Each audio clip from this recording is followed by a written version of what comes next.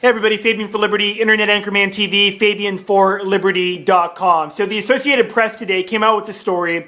This think tank out of Vienna, the Institute for Science and International Security, right? Just like the Washington Institute that about a month ago was talking about how we need to stage a false flag attack to get America into war with Iran. Now, usually false flag attacks, when you talk about that, people look at it like, with kind of concern, like conspiracy theory.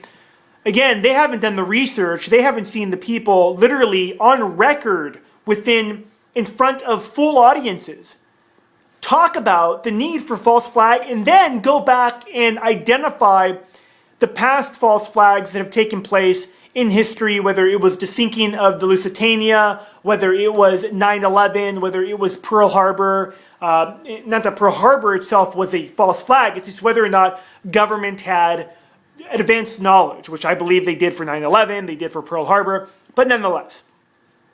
This institute coming out and saying that Iran is on the path to a nuclear warhead within 2 to 4 months.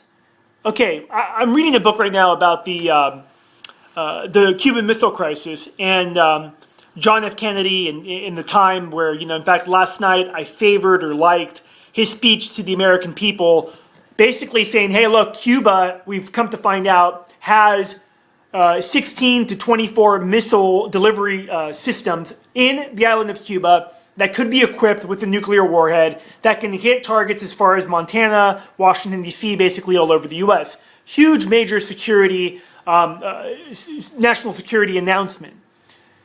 Now, though, things have changed. I mean, they've changed dramatically, and I think the war in Iraq is a great example. All these international agencies that came out that said they have weapons of mass destruction, now we find out it was a total lie to get us into war, and who profits from these wars? Now, I also remember about just a few years back when the Israelis supposedly took out a nuclear facility in Syria, which ended up being a textile factory. There was no facility. Now, that's not really talked about too often, but what is clearly being talked about, and today the speech that Mitt Romney gave, which, this is George W. Bush on steroids. It's Barack Obama on steroids. People that talk about Bush being a hawk. Obama's the bigger hawk out of all of them. The Predator drone strikes, the war in Libya, the Syria, giving weapons and money to Al-Qaeda. This guy is reckless when it comes to anything even remotely close to a constitutional foreign policy, let alone a humble foreign policy. But this article today and the timing of all of this is so suspect. It couldn't be better scripted. Now look, Obama is down in the polls big, and this is something that I've talked about for a few years now. When Obama is so down in the polls with such a short period of time left, does he become more dangerous? Does he begin to reveal himself more and more? Today, calling Hugo Chavez and congratulating him, or he didn't call him, the White House congratulating Hugo Chavez, somebody who is, regardless of what you believe, clearly anti-American, right? He's against the U.S., talks bad about him all the time. Now again, whether you think that's right or wrong, it really doesn't matter. You would think the President of the United States wouldn't be congratulating somebody who is fostering relations with Iran and some of these other countries, right? Because the hawkish neocons have also made the argument that Iran may build nuclear facilities in Venezuela, or that if they get a nuclear weapon, they might smuggle it to Venezuela and have a new Cuban Missile Crisis. All of this, ladies and gentlemen, is leading, in my opinion, towards a greater war. This is 6 months. I don't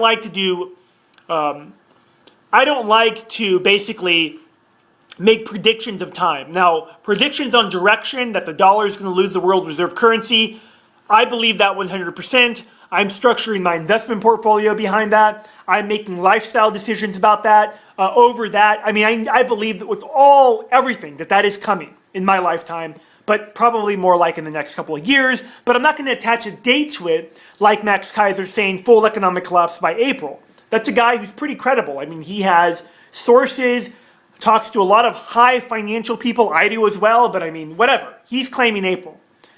But I do believe in the next 6 months, Israel will attack Iran, which in essence is America attacking Iran, and there will be significant blowback. Now, that blowback, if you remember back in February of this year, there was a report released claiming that Iran had Hezbollah and other proxies, sleeper cells, right, in America and throughout Europe.